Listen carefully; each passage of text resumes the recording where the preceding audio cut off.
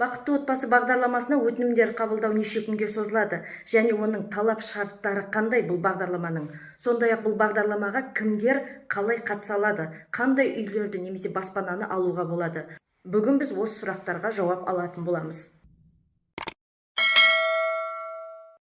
Қайырлы күн баршаңызға. Баспана туралы немесе баспана алу жолдарына арналған бағдарламалар туралы, сондай-ақ көлік туралы тың ақпараттар, жаңа видеолар көргілеріңіз келсе, менің каналыма тіркеліп лайк басуды ұмытпаңыздар.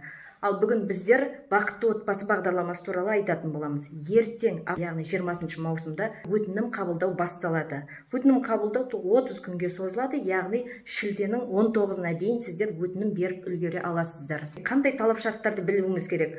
Ол үшін алдымен отбасы банкінің клиенті болу керек. Бақытты отбасы бағдарламасына қатысатын адамдар әкімдікте келесі санаттар бойынша пәтер кезегінде тұруы шарт. Ол міндетті түрде. Мысалға, сіз көп балалы отбасы болсаңыз, немесе мүмкіндігі шектеулі бала тәрбиелеп отырған отбасы болсаңыз, сондай-ақ толық емес отбасы болсаңыз, сіз осы отбасылар әкімдікте, өзіңіз тұратын аймақтағы әкімдікте пәтер кезегін алу үшін кезекте тұрған болсаңыз, осы бағдарламаға қатыса аласыз. Бұл жерде бір ескеретін жағдай, тұрғын үйді сіз әкімдікте кезекте тұрған аймақтан ғана сатып ала аласыз. Яғни сіз қай қалада тұрасыз, немесе қай облыста тұрасыз, қай жерге барып әкімдікке кезекке тұрдыңыз, отбасы санаты бойынша, сол жерден ғана үйді сатып ала аласыз. Сондай-ақ, егер сіз өтінім берген кезде жұмыссыз болсаңыз, немесе кірісіңіз жеткіліксіз болса, яғни жағы сіздің бағдарламаға кірісіңіз жетпей тұрса, онда басқа да екінші адамды қарыз алушыны өзіңізді тартуыңызға болады бұл бағдарламаға. Яғни сіздің кірісіңіз жоқ болса, оның орнына жұбайының табысы болған жағдайда, сіз сол жұбайыңызды өзіңіздің жағы қарыз алушы ретінде тартуыңызға болады. Ал егер жұбайыңыздың ақшасы табысы да жетпей тұрса, онда үшінші адамды да қосуға болады бұл жағы табысын растау үшін. Баспана алу үшін қандай сомада зайым ала аласыз? Яғни несие, рәсімдей аласыз. Бұл 10 миллион теңге кейбір аймақтарда, ал кейбір аймақтарда 15 миллион теңге. 15 миллион теңге Нұр Сұлтан қаласында, Алматы, Шымкент, Ақтау, Атырау қалаларында тұратын тұрғындарға, Атырау қалаларының тұрғындарына 15 миллионға дейін рәсімдей алады, ал қалған аймақтар 10 миллион теңгеге дейін жағы зайым ала алады. Алғашқы жарнаға сол зайым сомасының 10% кіреді, яғни сіз 10 миллион теңге алатын болсаңыз, 1 миллион теңге алғашқы жарна төлейсіз. Сондай ескеру кетуге болады, егер сіз 10 миллион теңгенің үйін алатын болсаңыз, баспанасын алатын болсаңыз, ол кезде сіз қолыңызда 2 миллион теңге де төлеуге болады, немесе 3 миллион жарым теңге, ол қанша төлейсіз, ол өзіңізге байланысты. Ал егер көп төлесеңіз алғашқы жарнаны, онда сіздің ай сайын төлейтін төлеміңіздің көлемі азаятын болады. Алған зайымға, яғни ақшаға не сатып алуға болады?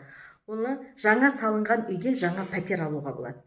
Немесе қолданыстағы пәтер, вторичный жилье дейді ғой, соны алуға болады. Және сондай-ақ жер үй. Бірақ жер үйді алған кезде міндетті түрде мына шарттарды білуіңіз керек. Ол жер үйдің тұрған аумағы, яғни территориясы, сол банктың бағалаған кезде сол сіз алатын зайымның сомасына келе ме, соның бәрін ескерулеріңіз үшін. Бұл туралы сіз өзіңіз отбасы банктегі менеджерлеріңізбен, кеңесшілеріңізбен ақылдасып, кеңесіп білуіңізге болады. 10 миллион теңгенің үйі ай сайын есептеген кезде қанша теңгеге шығады? Яғни ежемесячный платеж қаншаға шығады? Есептеп көрейік. Мысалға, сіз 10 миллионның үйін алатын болсаңыз, 1 миллион теңге ең аз дегенде 10%, сол 10 миллион зайымның 10%-ын сіз алғашқы жарнаға төлейсіз. Бұл 1 миллион теңге. Ай сайынғы төлем 8 жылда 52.700 теңгеге шығады. Одан кейін 11 жылдан кейін бұл 52.700 теңге 36.000 теңгеге азаяды. Бұл жаңағы есептеу туралы, яғни алған үйлеріңізді ай сайын қаншаға шығады, келесі видеоларды толық түсіндіріп айтатын боламын. Осы жаңағы бақытты отбасы бағдарламасы бойынша, яғни өтінім беру уақытынан қалып қоймаңыздар. Ертең 20 маусым күні басталып, 19 шілдеге дейін барып, оны жаңағы сіздер отбасы банк порталы арқылы порталынан да білуге болады, немесе сол жаққа хабарласып кеңесшілерден де білуге болады. Осы бақытты отбасы бағдарламасына қатысып, осы зайымды аламын, яғни баспаналы боламын деген әрбір жанның ісі оңынан болып, көздеген баспанасына қолын жеткізсін деп тілеймін. Сұрақтарыңыз болса қоюларыңызға болады. Алдағы видеода бұл бағдарлама туралы толық айтып өтетін боламын. Сау саламатта болайық.